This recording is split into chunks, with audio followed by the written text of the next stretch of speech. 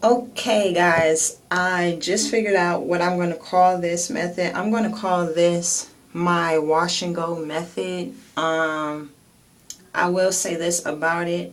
I would suggest that before you do this wash and go method that you have great muscle memory and you really have a good feel of exactly how to brush your hair.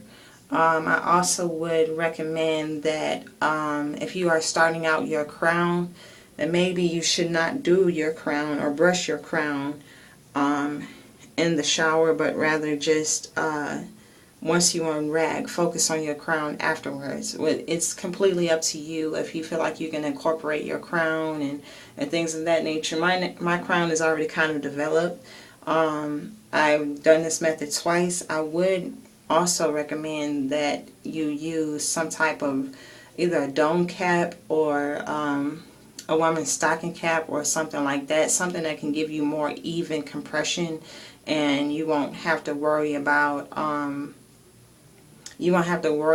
it distorting your waves too much, because I know that this time around and also last time around I did have a problem where it kind of pushed up a little very very small patch right here in the back of my head. It's not doing that now.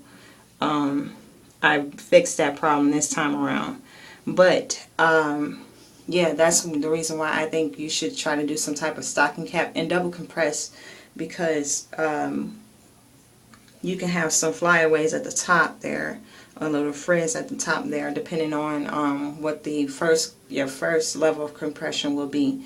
Also, if you're going to do the stocking cap method, if you're going to take the stocking cap route, I would suggest that you put that one on, and it doesn't matter if you put it on while you're underneath the shower head or while you're underneath the sink and allowing it to get wet. But once you put that one on and apply it evenly, the second one that you put on, make sure you don't get that one wet, because it'll help lay the hairs down even more. But if you are like me and you use the do-rag, just go ahead and do it the way that I described it in a previous video. Also, yeah, I just do it the way that I described it in the previous video, and you should be good. But just know that there may be times where you will have some parts of just small parts of your waves shifted, and you have to be more precise in how you tie up your do-rag to make sure that you don't force the waves in a direction that it's not meant to go in. But yeah, use the stocking caps.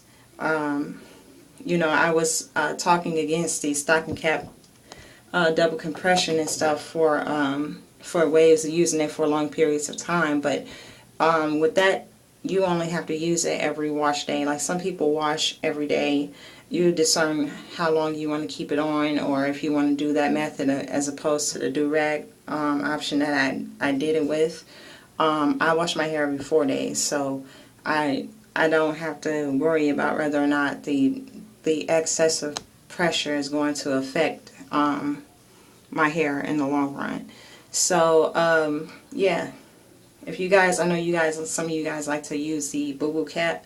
If you're going to use it, I would suggest that you use something else with it too. Don't just use that, because it looks like it's a little too thin to do this method with. You're going to have a lot of hair sticking up out of your stocking cap when it's all said and done.